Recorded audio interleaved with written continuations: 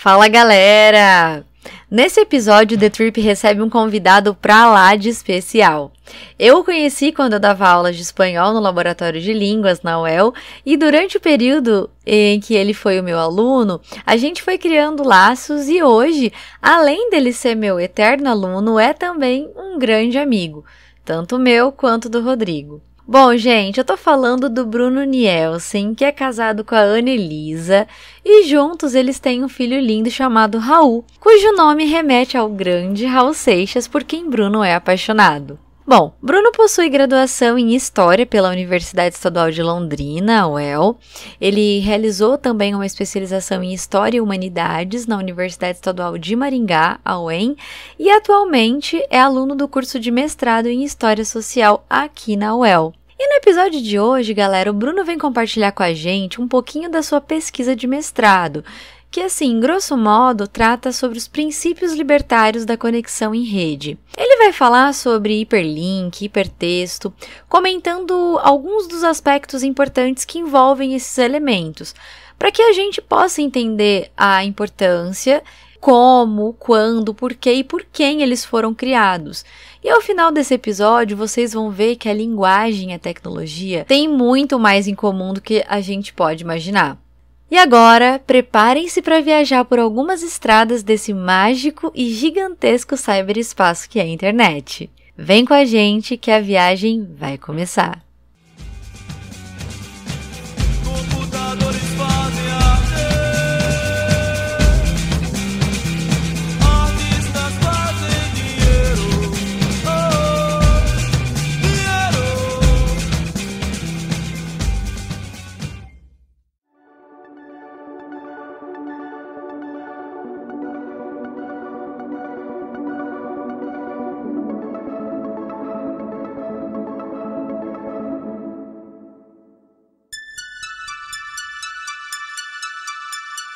The Trip, o podcast para você viajar pelo mágico universo das múltiplas linguagens.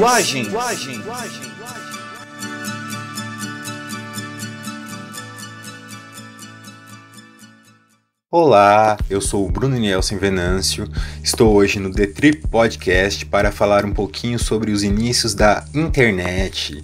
No entanto, não é essa internet fundada nos anos de 1989 ou 1990 pelo Tim Lee Burns, lá na Suíça, não. São os primórdios da internet, os conceitos que vão servir de base para a formação daquilo que hoje a gente vai entender como internet. Esses conceitos são basicamente o conceito de hipertexto, hipermídia e hiperlink.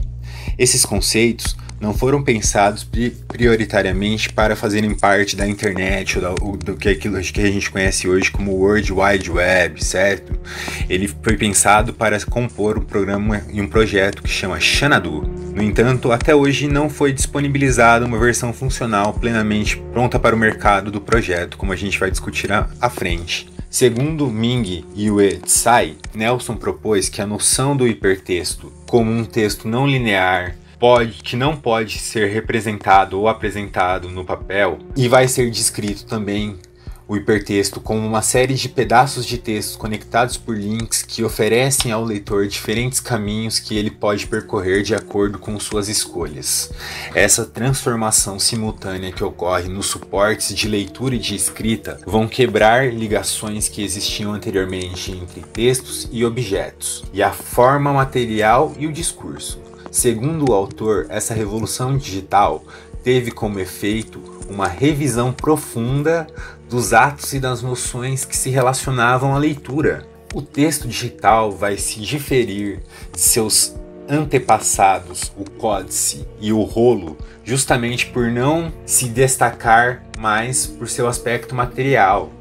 Partindo das ideias que já foram apresentadas, como o hipertexto e o hiperlink, como fragmentos de texto, pode-se dizer que o hipertexto se diferencia do texto ordinário como sendo pedaços ou partes de textos conectados por links que permitem ao leitor escolher os caminhos de acordo com seus desejos e suas necessidades.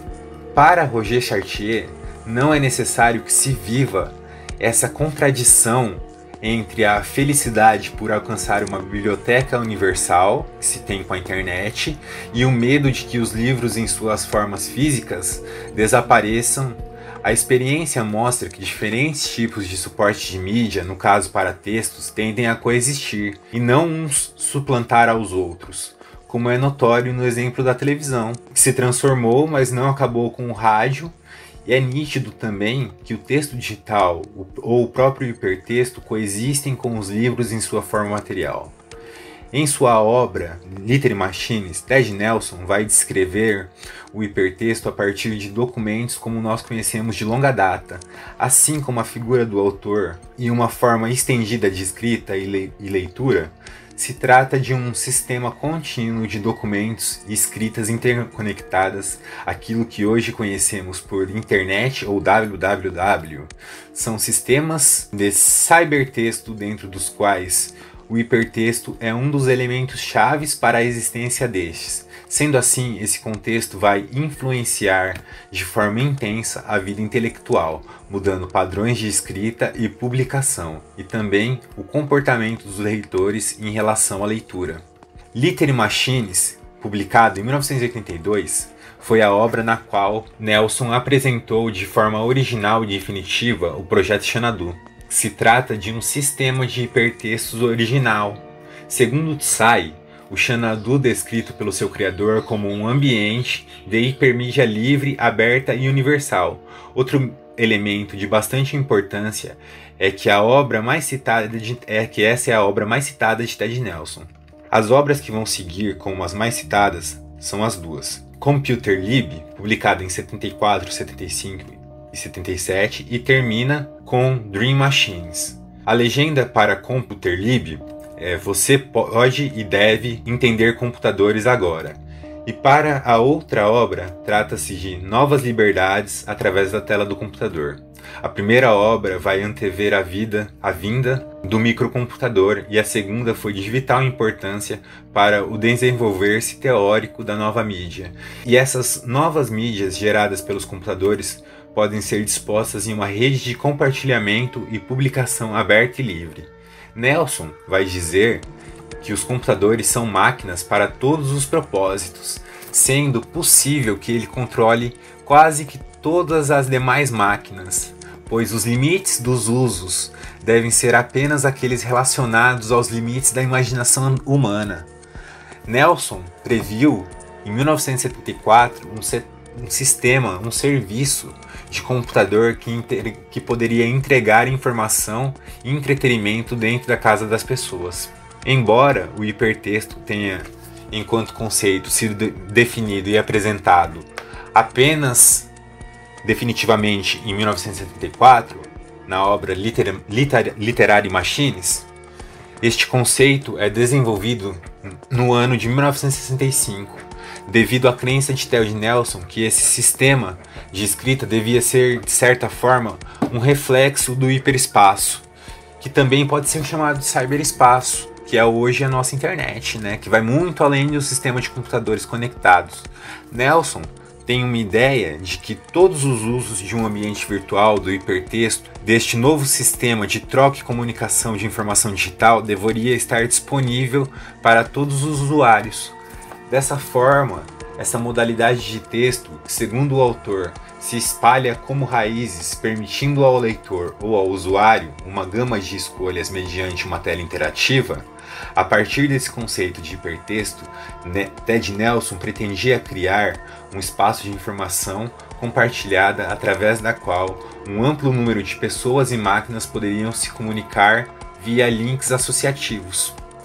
Já Darton, em sua obra Sensorização, como os estados influenciam a literatura, vai dizer logo na introdução que nos primórdios das redes digitais, alguns indivíduos, os chamados espíritos livres, como veremos mais à frente, inclusive os indivíduos contraculturais, imaginavam que uma comunicação eletrônica poderia acontecer de maneira livre. No entanto, isso soa bastante ingênuo para o historiador que pensa o mundo online em 2016. É válido, então, pensar também sobre aquilo que veio antes do hipertexto e serviu como inspiração e fonte para a sua realização. Historicamente, muitos dos conceitos subjacentes ao hipertexto são delineados por Vannevar Bush em 1945. Muitos trabalhos ligam o trabalho de hipertexto de Ted Nelson ao Memex de Bush. Essas citações constituem o segundo maior número do grupo de trabalhos que citam o trabalho do Ted Nelson e também do Bush. O hipertexto apareceu primeiro com o Memex de Bush. A proposta, em muito da sua presente forma por Ted Nelson, por Ted Nelson. Vannevar Bush é geralmente citado como fundador do conceito de hipertexto. O termo em si foi cunhado por Ted Nelson em 65 e na literatura somente em 74, conforme já foi dito. É possível afirmar que o conceito de hipertexto, esses textos interconectados eletronicamente, foi pensado para realizar as ideias de Bush e assim ser uma espécie de índice e de conexão de um grande número de documentos produzidos no Memex, no qual, em 1945, apareceram as primeiras ideias de um conhecimento ligado ou linkado à fonte. Vai dizer nesse momento que a concepção de Bush de uma estrutura que se associa para organizar o próprio depósito de dados ou informações vai se desenvolver para um projeto universal de armazenamento, o Xanadu. Para compreender melhor o contexto histórico em que esses programas são criados, nascido em 1965, numa inspiração dos anos de 1945, o hipertexto e, por sua vez, Ted Nelson fazem parte dos movimentos contraculturais da década de 1960, que visam romper com o mundo criado pelos adultos, termo que Theodor Roszak vai abordar em sua obra A Contracultura. Esse mundo criado pelas gerações anteriores fora forjado por 2 guerras mundiais e que gestava a chamada Guerra Fria. Roszak vai dizer que o modo de vida da sociedade bipolar encontrava-se enfermo, que, em nome de uma paz momentânea, que muitas vezes é inexistente, aceita-se os horrores de uma cultura que vive sob a ameaça do Armagedon nuclear. O principal sintoma dessa enfermidade é a sombra de aniquilação termonuclear sobre a qual nos encolhemos temerosos. A contracultura toma posição tendo como plano de fundo esse mal absoluto. Um mal que não é definido pelo simples fato da bomba, mas pelo ethos total da bomba, no qual nossa política, nossa moralidade pública, nossa vida econômica e nosso esforço intelectual encontram-se atualmente inseridos, com a abundância de engenhosidade e racionalização. Somos uma civilização sepultada num inabalável compromisso com o genocídio, jogando loucamente com o extermínio da espécie e com que perversidade violentamos nosso senso de humanidade para simular, mesmo por um dia, tal horror possa ser aceito como normal, como necessário. Sendo assim, fica claro o porquê não bastava para Ted Nelson reproduzir a realidade com o contexto ao seu redor. Ele buscava uma transformação profunda, uma revolução na forma como se comunica, trata e armazena os dados. A revolução da tecnologia digital. Ted Nelson é um desses jovens que vai desafiar a ordem instituída pelos seus predecessores e procura criar um mundo totalmente novo através de conexões de dados eletrônicos. No entanto, existe um adulto, principalmente, que vai servir como fonte de inspiração na qual Nelson bebe para criar seus conceitos e seus sistemas. Como já foi dito, esse é o Vannevar Bush e o seu programa é o Memex. O projeto Xanadu, de acordo com o Tsai, vai se aproximar de cada leitor, que neste caso é também um potencial vinculador e criador de conteúdos de gêneros mais diversos, servindo como sistema de suporte e de contribuições para documentos com bases, trilhos e links. O Xanadu não funciona hierarquicamente. Sua principal função é ser a editora de publicação de hipertextos do futuro. A função do autor também vai se transformar com a revolução da tecnologia digital. Com a criação dos conceitos de hipertexto e a criação do projeto Xanadu, novas formas de lidar com a informação se fazem possíveis.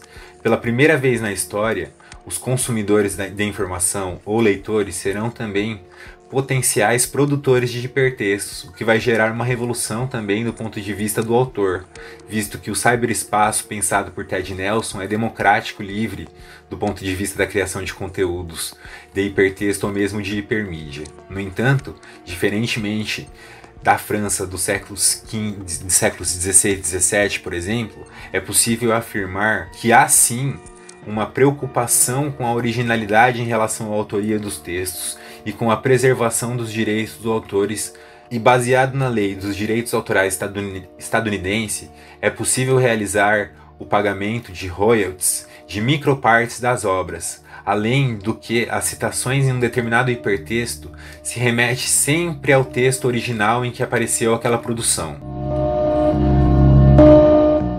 O momento da presente análise, apesar de em muitos casos haver censura, em geral, o poder da impressão das obras e livros fica na mão das editoras, dos jornais e revistas especializadas dentro de cada área do conhecimento. O sistema Xanadu, que tem como base a produção hipertextual, como já foi dito, é um tipo de escrita e também um tipo de leitura que vai romper com o monopólio e o privilégio das editoras que elas supostamente concediam a determinados autores e não concediam a determinados outros, levando em consideração que estes perdem parte do seu privilégio de edição para o mundo do hipertexto, que muitas vezes é mais viável economicamente por dispensar o suporte físico da obra e apresenta muito mais oportunidades para os autores menos conhecidos. Nesse ponto, Tsai vai apresentar um novo conceito, o da transclusão, que se trata da inserção de cópias virtuais de pedaços de documentos ou textos originados dos mais diferentes fontes e que estão presentes dentro de um único documento. E para deixar claro, cada parte da transclusão vai remeter ao documento de origem, portanto, o documento fonte e o documento que o citou vão estar conectados, não se trata de uma mera cópia, haja visto que a transclusão busca sempre manter-se ligada à sua fonte. Como já foi dito, Ted Nelson então previu um sistema de redes de computadores que permitia que os usuários tivessem acesso a todo o material que fosse publicado, dando origem assim ao universo dos documentos, ou Docuverse, da informação. A ideia de Ted Nelson do Docuverse, Xanadu, tornou-se realidade, como uma biblioteca virtual worldwide. Pode ser estabelecida por meio de documentos eletrônicos virtuais que eram ligados pelas características do hipertexto e da hipermídia. O projeto Xanadu de Nelson foi planejado para promover bibliotecas online, às quais as pessoas poderiam adicionar seus próprios links e notas em outros trabalhos, além dos seus. Na recuperação da informação, a base de dados refere-se à coleção de documentos, onde o documento, seguindo a definição de Nelson, é um pacote de informação criado por alguém. Então qualquer um poderia criar conteúdos, como já vem sendo dito. Então é plausível dizer aqui que, impulsionado pelo espírito libertário oriundo dos movimentos contraculturais da década de 1960, Ted Nelson se inspirou numa ideia de um sistema de compartilhamento de dados em redes de computadores, que é o MEMEX, de Vannevar Bush, para criar o conceito de hipertexto, o meio pelo qual o usuário poderia se guiar, ou como se diria atualmente, um meio para se navegar através do MEMEX, e que vai se desenvolver no sistema Xanadu, propondo assim uma revolução do ponto de vista do tratamento com a informação. E ainda, como contraponto, Nelson vai citar o mecanismo de recuperação de dados, dizendo que estes ignoravam solenemente o trabalho de Bush sobre trilhas associativas. Cabe aqui definir de maneira um tanto quanto mais definitiva o que é o sistema Xanadu. Para responder essa questão, Tsai vai dizer que se trata de um sistema através do qual as pessoas pensam em algo e expressam isso através de um computador. Após a leitura deste conteúdo produzido em forma de hipertexto, outro usuário poderá adicionar comentários, sendo possível que se coloque comentários sobre comentários, todos eles conectados. Essa é uma característica do uso amigável desse sistema que tange a pesquisa online. A proposta de Nelson para o hipertexto é sugestiva de como os links entre a citação e o documento citado poderia ser seguido, movendo da citação para o documento citado e volta novamente quando o texto completo dos documentos está disponível para exibição. Nelson previu a atualização do hipertexto em um novo ambiente de mídia eletrônica. Ele chama as pessoas a imaginar uma nova literatura libertária com explicações alternativas de modo a qualquer um poder escolher a trajetória ou a abordagem que melhor cabe a ele ou a ela.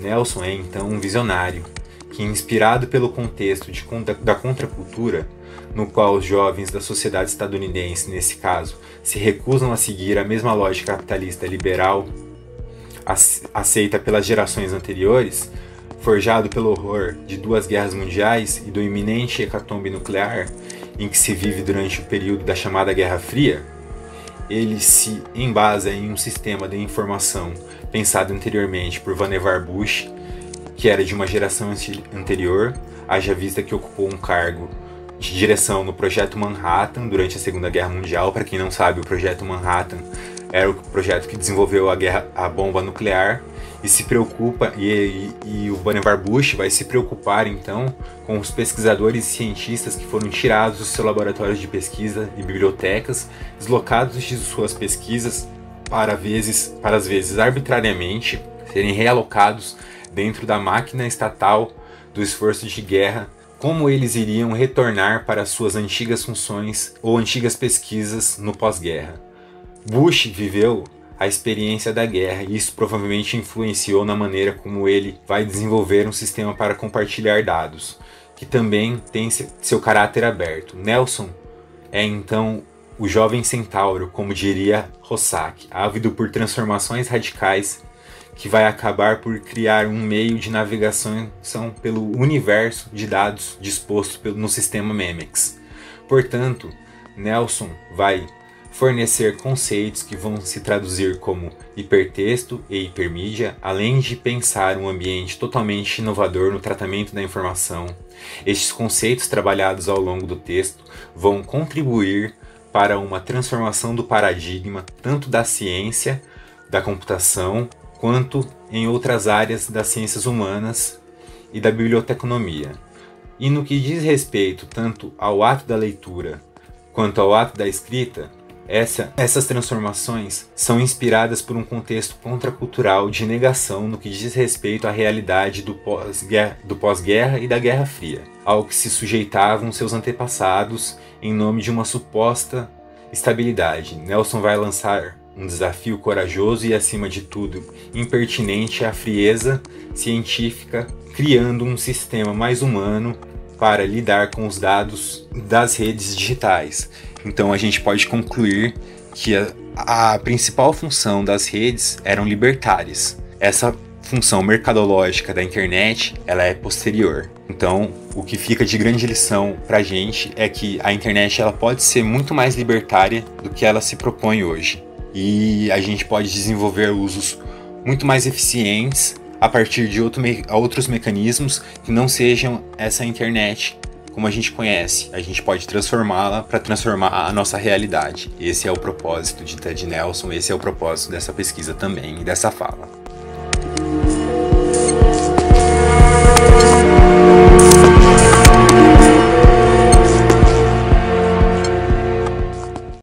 Olha, Bruno, de verdade, eu confesso que tudo que você trouxe aqui foi bastante inusitado para mim. Eu não conhecia a história desses termos da internet que hoje são tão presentes no nosso dia a dia, e tão pouco conhecia o filósofo e sociólogo Ted Nelson, que, como você explicou, foi um dos caras que revolucionou a leitura, a escrita e a forma de buscar e apresentar informações nesse nosso mundo virtual. Por meio de todo esse panorama histórico que você traçou pra gente, fica bastante evidente como que a linguagem ela sofre fortes influências tipo da informática e o quanto o uso da internet alterou consideravelmente a nossa relação com esse objeto linguístico, digamos assim. E o que chamou muito a atenção, que, nossa, eu jamais imaginava, foi descobrir que por detrás da criação dos hipertextos e hiperlinks, por exemplo, há uma inspiração na contracultura.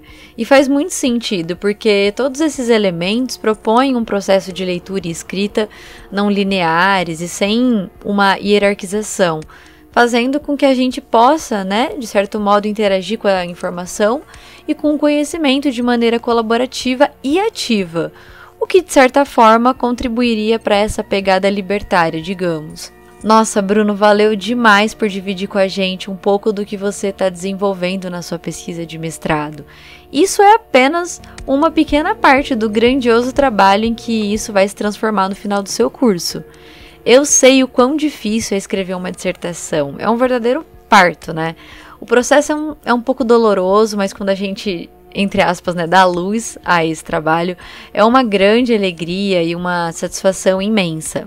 Boa sorte nos seus estudos e muito obrigada por ter tirado um tempinho do seu dia para contribuir com o nosso canal. E, não se esquece, você me prometeu que vai voltar para fazer um episódio só do Raul Seixas. Já vai separando umas ideias aí. Um beijo para você, para Anne e para o Raulzinho. E para você que nos acompanhou até o fim desse rolê, o nosso muito obrigada e um grande abraço. Um beijo, se cuidem e até a próxima viagem.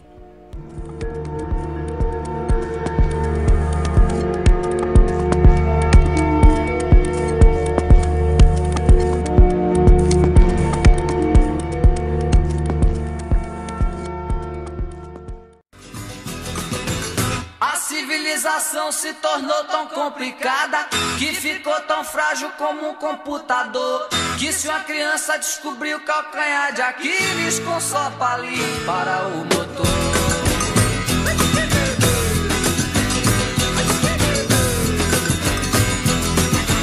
Tem gente que passa a vida inteira travando a inútil luta com os galhos, sem saber que é lá no tronco que tá o coringa do baralho.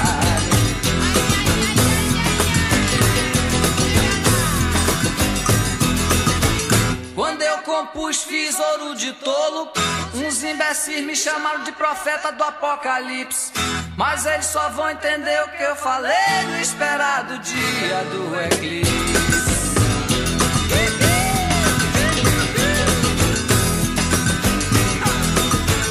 Acredite que eu não tenho nada a ver com a linha evolutiva da música popular brasileira.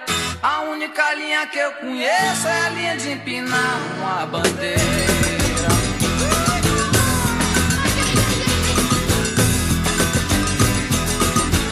Eu já passei por todas as religiões, filosofias políticas em luta. Aos 11 anos de idade eu já desconfiava da verdade absoluta.